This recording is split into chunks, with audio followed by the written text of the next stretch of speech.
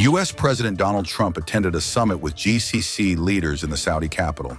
Trump was in Saudi Arabia on Wednesday morning, May 14th, as part of a 4-day visit to the Middle East. During his remarks, Trump reaffirmed his country's strategic commitment to and partnership with the region. Leaders of Saudi Arabia, Bahrain, and Kuwait also spoke at the summit, bringing up the Gaza war and the need to protect Palestinian rights. Before the summit, Trump met with Syria's President Ahmed al-Sharaa, the first meeting between leaders of the two countries in 25 years. The meeting was also remarkable, given al-Sharaa, also known as Jolani, had ties to al-Qaeda and joined insurgents battling U.S. forces in Iraq before entering the Syrian war. Jolani was even imprisoned by U.S. troops there for several years. For the incredible welcome you've shown us. It's been an unbelievable stay. He's a very special man. I also want to thank the other leaders here today, including friends from United Arab Emirates, Qatar, Oman, Kuwait, Bahrain, all friends. As I said in my address last night, the Gulf nations are at the forefront of creating a stable, peaceful, and prosperous Middle East, and I have to say that I've seen such progress. It's really incredible. I've also seen great unity and friendships. I've spent a little time with you just before this, and I've seen tremendous unity, tremendous friendship, and the whole world is watching the Middle East, and many are watching with envy. You have something very special going on. Incredible opportunities are within reach for this region. If we can simply stop the aggression from a small group of pretty bad actors. The Biden administration created havoc and bedlam by basically being incompetent, but by empowering Iran and its proxies, sending them billions of dollars, billions and billions of dollars, senselessly. I couldn't believe it to watch. One of the reasons I said, let's do this again. But what they did was so bad while turning his back on the Gulf allies. Those days are over. Everybody at this table knows where my loyalties lie, always have. They'll never waver, never. And we'll stand with our friends and partners, and we'll confront the aggression that threatens us all. I want to make a deal with Iran. I want to do something if it's possible. But for that to happen, it must stop sponsoring terror, halt its bloody proxy wars, and permanently and verifiably cease its pursuit of nuclear weapons. They cannot have a nuclear weapon. I don't imagine there's anybody at this table or anybody in this room that would say they can. I'm strongly urging all nations to join us in fully and totally enforcing the sanctions that I just placed on Iran, and we also place secondary sanctions, which are in certain ways even more devastating. Iran, as you know, had no money when I left office. They were broke.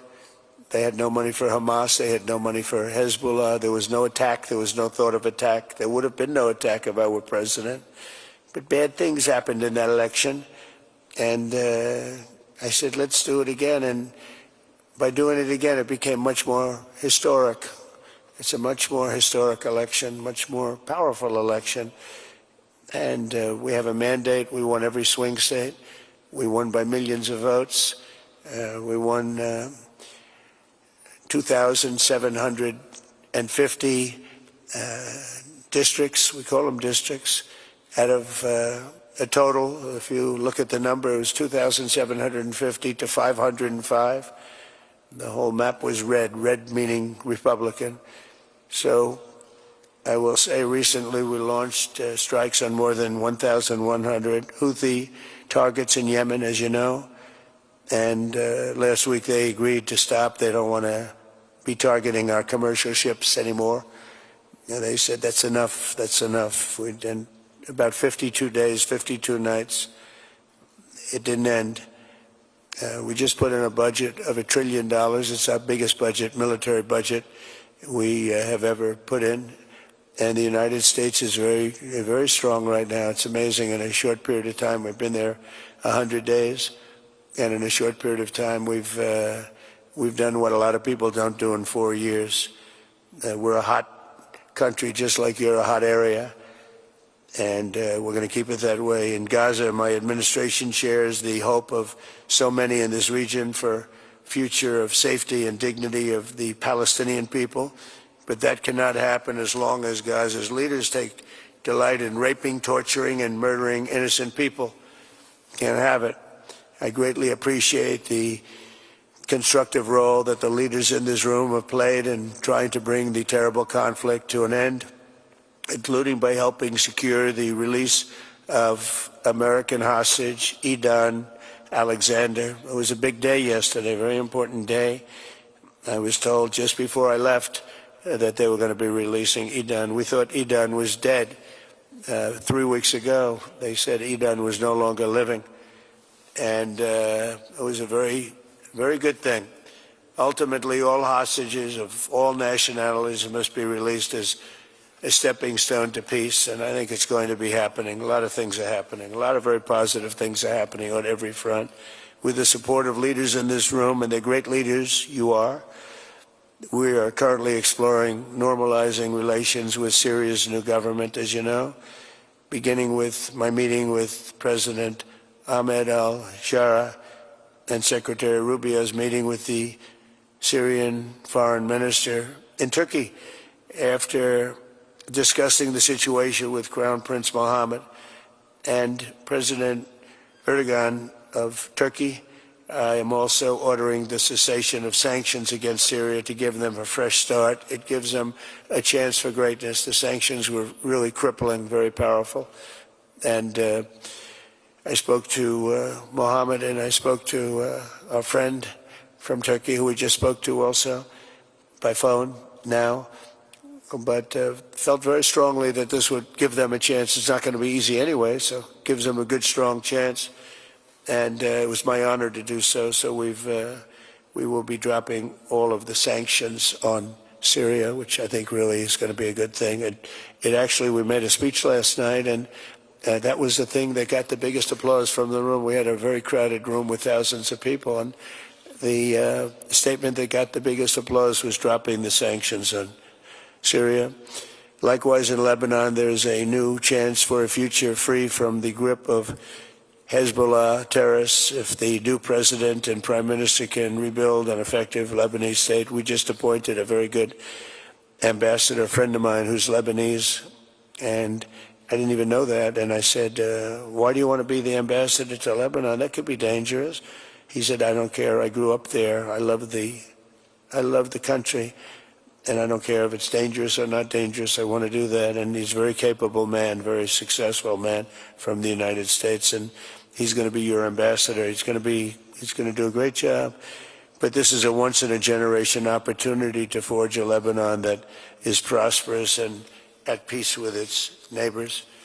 And I think things can really happen there. They've had a tough go of it for a long time. At the end of my first term, all of the momentum in this region was toward peace. I especially want to thank and congratulate the United Arab Emirates and Bahrain for their vision and courage in signing the historic Abraham Accords. It was something that's a very big thing. I believe we would have had it filled out had the election been called fairly, which it wasn't. It was a rigged election.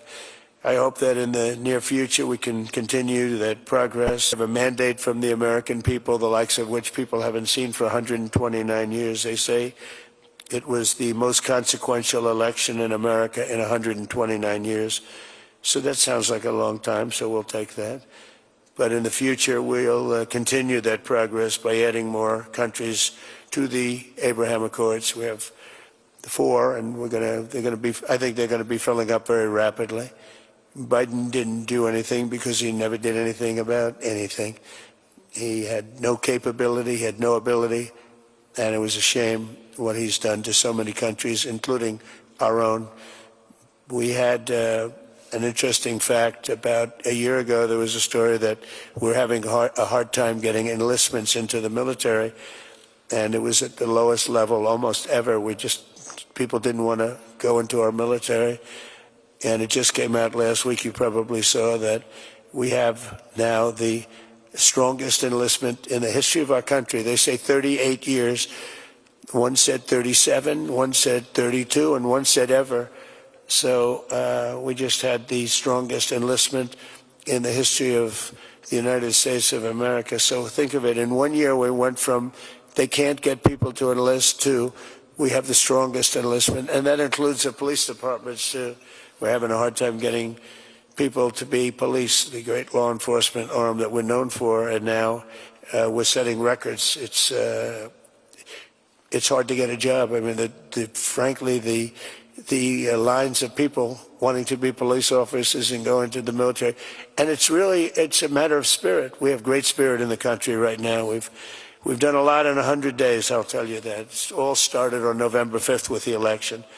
But a stable and peaceful Middle East will be a successful and prosperous Middle East. And that's what you've done, and that's what you're doing. And, you know, it's amazing because when I was here last, it was fine. It was doing good. And then I see the things that you're doing here and in your countries. It's just incredible what you're doing. Is the whole world is talking about it. The whole world is watching us. Look at all the news over there, the fake news. Look at them.